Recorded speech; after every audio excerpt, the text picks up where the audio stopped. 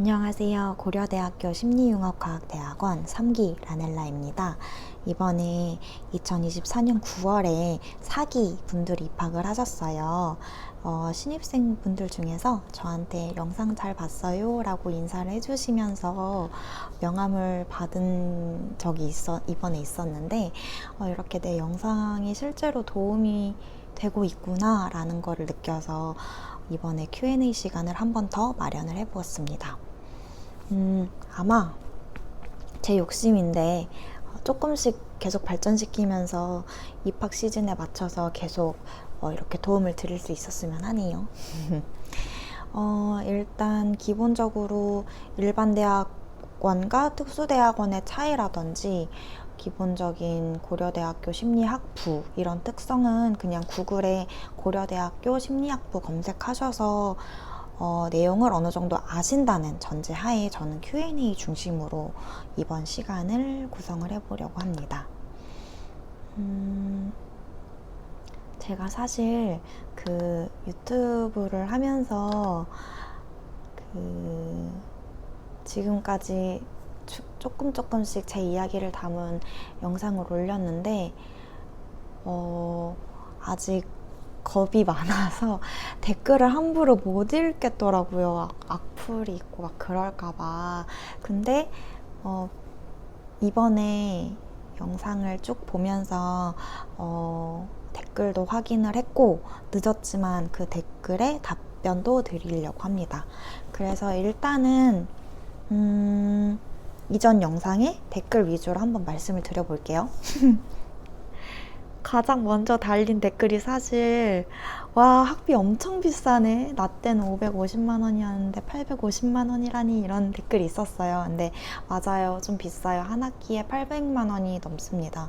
그래서 정말 신중하게 고민을 하시고 오시길 바라고, 제가 이전 영상에서도 소개를 드렸지만 고려대학교 심리융합과학대학원은 자격증을 위해서 오는 곳이 절대 아니에요. 그래서 심리상담사가 꿈이신 분들은 이 학교를 오시면 안 됩니다. 절대 안 돼요. 그리고 면접 때도 나는 상담 쪽 커리어를 원해요 라고 하시면 아마 합격을 안 하실 거예요. 그래서 심리 상담이 주 목적이신 분들은 이 영상 안 보시는 게 좋아요. 그리고 같은 맥락으로 심리 상담사 진로 쪽과는 안 맞는 것 같은데 입학생들의 진로 방향성이 무엇인지요? 라는 질문이 있었어요. 근데 일단 특수대학원이라는 이 고려대학교의 심리융합과학대학원 자체가 직장인 분들이 다니세요.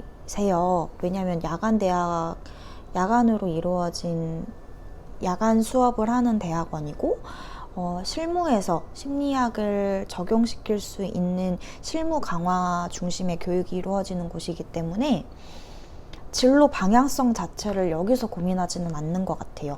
내가 이미 직업을 가지고 있는데 이 직장에서 심리학을 어떻게 응용할 것인가, 이거를 조금 고민하는 곳이지, 여기 자체에서 내가 심리학 관련한 쪽으로 어떻게 커리어를 쌓아야 되지, 이런 그 커리어에 있어서 초반에 해당하는 고민을 이 대학원에서 하지는 않는 것 같아요. 답변이 되셨을까요? 그리고 학사는 오프라인 대학교에서 취득하셨을까요? 라고 여쭤보시는 분이 계셨어요. 저는 일단 학교는 오프라인 대학은 이화여자대학교 유아교육과를 졸업했습니다. 하지만 심리학이라는 학문 자체를 너무 좋아하고 공부를 하다가 학점은행제를 통해서 독학으로 심리학사를 취득을 했어요. 그래서 저는 학사가 2개입니다. 그리고 다음 질문으로는 석사과정 임상 및 상담 심리학도 동일할까요? 학사 사이버대 4년 상담 심리 복수 전공인데 지원 가능할지요? 라고 말씀을 주셨는데, 사실 요 앞에 질문은 제가 잘 이해가 안 되고, 학사, 사이버대 4년 상담심리 복수 전공인데 복수 전공 지원 가능할지요? 실제로 심리학이 복수 전공인데 지원하신 분 계시고요. 근데 사이버대랑 제가 일반 대학교랑 차이를 잘 몰라요. 근데 학사 학위면은 지원 가능하신 거로 알고 있고, 학점은행제로 통한 4년제 학사랑 동일한 학사를 취득을 하셨으면 지원이 가능합니다. 감사히도 제 영상에 또 많은 댓글, 질문이 달리면 제가 순차적으로 또 답변을 드리도록 할게요. 그리고 제 블로그에도 이제 학교 관련된 글을 올렸는데 질문이 많이 달렸었어요. 그거 위주로 한번 말씀을 드려볼게요. 입학 관련해서 요거 많이 물어보시더라고요. 교수님 컨택해야 되나요? 안 해도 돼요. 제가 앞서 말씀드린 이제 블로그 글에는 심리융합과학대학원이랑 일반 대학원이랑 무슨 차이예요? 이런 것도 또 질문을 해주셨는데, 다시 한번 말씀드리자면 심리융합과학대학원은 특수대학원으로서 현장, 실무에서 바로 적용할 수 있는 실용적인 면이 강조되는 학교 수업이에요. 근데 일반적인 심리상담이랑 임상심리라는 당연히 그래서 학문적인 차이가 있어서 일반 대학원을 생각하시고 오시기에는 적합하지 않을 수 있습니다. 그리고 대학원을 준비를 할 때 심리학 베이스의 학위를 취득을 했어야 되느냐라는 질문을 많이 하시는데, 답변부터 드리자면 그렇지 않습니다. 심리학 전공이 아니신 분들이 더 많이 지원을 하시는 대학원이고요. 그리고 심리학에 대한 이해가 있는 상태로 입학을 해야 되나요? 라는 질문도 받았는데, 물론 있으면 좋죠. 그리고 이 난이도라고, 수업마다의 난이도가 물론 다른데, 저는 심리학 학사를 취득한 상태여서 그런지 그 대학교에서 4학년 수준의 학부 수준의 수업을 하는 수업이 굉장히 재밌었고 매력적으로 다가왔는데, 아마 그런 거는 심리학 베이스가 있어서 조금 더 따라가기 쉬웠다는 거는 확실히 말씀드릴 수 있을 것 같아요.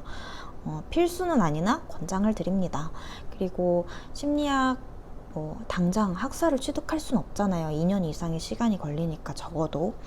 그러니까 그냥 심리학 개론이나 심리학 관련 전공 서적 몇 권 읽고 오시는 거는 추천을 드려요. 그리고 나이 관련된 질문도 진짜 많았어요. 제가 이제 40대인데 너무 늦었겠죠? 이런 질문도 많이 하시는데, 아니에요. 절대 늦지 않았어요. 30, 40대 분들이 거의 대부분이에요. 지금 현재로서는 이제 유일한 20대, 29세였나? 하여튼 일단 30, 40대가 대부분이고 20대가 있나 없나? 헷갈릴 정도예요. 심지어 제가 막내로 기억하는 그 친구는 지금 휴학을 했거든요. 그래서 지금 수업 다니는 분들 중에서는 20대가 없는 거로 제가 알고 있습니다. 그러니까 나이는 제발 고민을 안 하셨으면 좋겠어요. 아이가 있는, 심지어 청소년 자녀가 있는 분들도 입학을 하십니다. 그러니까 나이 때문에 고민을 하시진 않으셨으면 좋겠어요. 정말로. 그리고 저는 심리학이랑 관련된 직무가 아니에요, 전공이 아니에요 하시는 분들도 괜찮아요. 관심이 있고 내가 심리학을 어떻게 활용할 것인지에 대한 구체적인 고민을 하셨던 분들이라면 충분히 입학을 하실 수 있으니까 전공이나 내 직업의 특성 이런 거에 대해서는 심리학과 막 연관이 없어도 되니까 너무 고민하지 않으셨으면 좋겠습니다.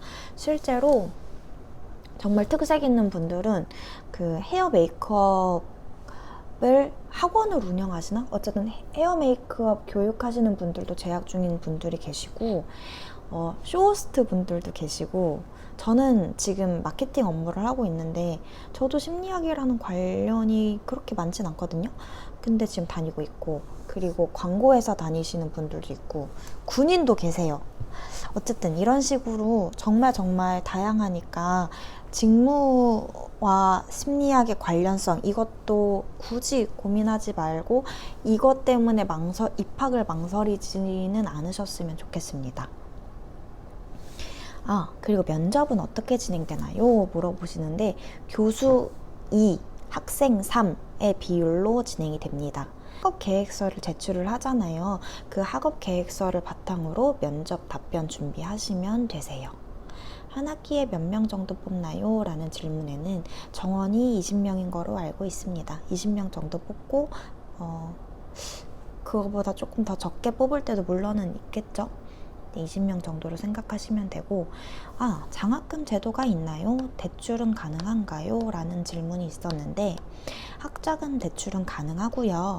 장학금은 아직은 없는데 만드실 계획이라고 하세요. 근데 아직 지금 확실히 답변을 드리자면 장학금은 없습니다. 대출은 가능합니다.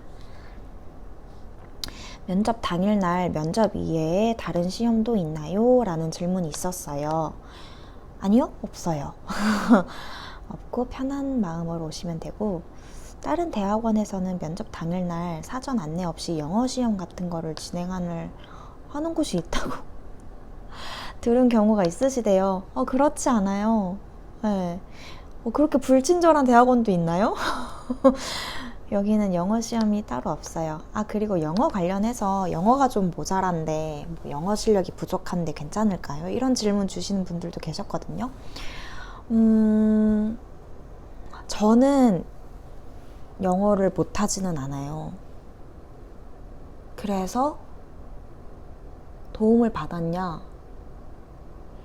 라고 말을 물어본다면 아직 크게 못 느낀 것 같아요. 영어가 그렇게 중요한 것 같지 않아요. 물론 영어 교수님들이 논문을 다 영어로 쓰시고 자료를 만들 때 영어 베이스로 자료를 만드시는 분들이 분명히 계시거든요. 근데 수업을 영어로 하진 않으세요. 그래서 괜찮고, 저희 전체 단톡방에 영어가 조금 어려우셔서 좋은 번역 사이트를 추천해 주신다라는 분이 계셨거든요. 그렇게 페이퍼 읽거나 할 때 번역 어플이나 번역 사이트 이용하시면 무리 없이 학교 다니실 수 있어서 영어에 대해서 크게 두려움을 갖고 영어 때문에 입학을 망설이지는 않으셨으면 좋겠어요. 결국 그런 것 같아요. 결국 전공도 심리학 아니어도 되지, 내 직무가 심리학이랑 꼭 관련 있지 않아도 되지, 영어가 꼭 필요하지 않아도 되지. 그러니까 입학에 관련돼서 망설일 필요가 없는 것 같아요. 나이도 제한 없지. 다 그냥 그건 것 같아요. 내가 이 학교를 자격증 때문에 다닐 거냐? 그건 아니다. 그거 말고는 심리학에 관심이 있다? 그러면 오케이인 것 같아요.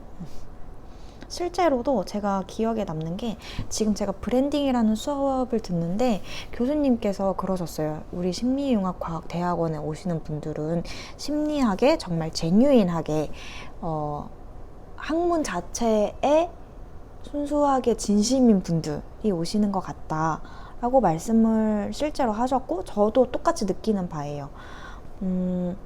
이거를 자격증으로 활용하려고 오시는 것도 아니고 정말 이 학문에 관심이 있어서 오시는 분들이 대부분이거든요. 그러니까 제 영상을 보시고 입학에 대한 망설임을 줄이셨으면 좋겠습니다. 걱정하지 마세요. 관심이 있고 조금만 진심이면 합격할 수 있습니다. 감히 제가 말씀드리지만. 그리고 여러분, 9월 26일에 저희 입학 설명회가 있어요.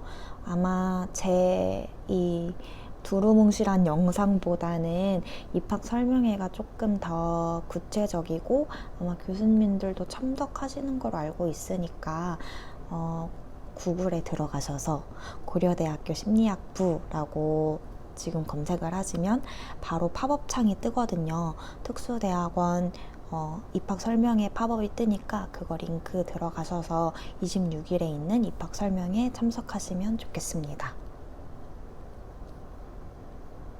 그리고 제가 하나 더 말씀드리고 싶은 거는 한 학기에 3과목까지 들을 수 있고, 그리고 5학기 구성인데요. 저희 학교에서 공통 필수 과목은 2과목입니다. 저는 대학원 같은 경우에는 필수 과목이 없는 줄 알았어요. 사실 처음에는. 근데 2과목이 있고, 하나는 심리과학 이론이고 하나는 심리과학 방법론이라는 과목이에요. 요거는 실제로 입학하신 분들에게 조금 더 도움이 되는 정보겠지만 말씀을 드리면, 심리과학 이론은 심리학 개론과 거의 동일한 형태의 수업이라고 이해하시면 되고, 매 1학기에 개설이 됩니다. 그리고 심리과학 방법론은 통계 과목이에요. 심리학이랑은 통계랑은 뗄래야 뗄 수가 없잖아요. 그래서 통계를 배우는데, 이 방법론 수업은 매 2학기에 개설이 됩니다. 그래서 행정팀에서는 공통 필수 과목을 보통 1학년 때 첫 해에 수강을 하는 거를 권장을 하고는 있어요. 하지만 저 같은 경우에는 원래 이렇게 권장 사항대로라면 저도 이번이 2번째 학기니까 심리과학 방법론을 듣는 게 맞는데, 저는 브랜딩이라는 수업을 너무너무 듣고 싶어서 이번에 브랜딩이라는 수업을 듣고 심리과학 방법론은 저한테 돌아오는 4번째 학기에 들으려고 합니다. 그렇게 해서 이렇게 필수 과목은 2개고 나머지 과목들은 본인이 원하는 걸로 하시면 되고요. 그리고 또 중요한 정보가 하나 있어요. 이거는 미리 아시면 좋을 것 같아요. 생각보다 교수님에 대한 백그라운드라고 해야 되나? 이 교수님이 어떤 걸 전공을 하시고 어떤 수업을 하시는지 되게 구체적으로 검색을 하고 오시는 분들도 계시더라고요. 근데 저도 이번에 알게 된 사실인데, 모든 교수님들이 수업을 하지는 않잖아요, 매 학기.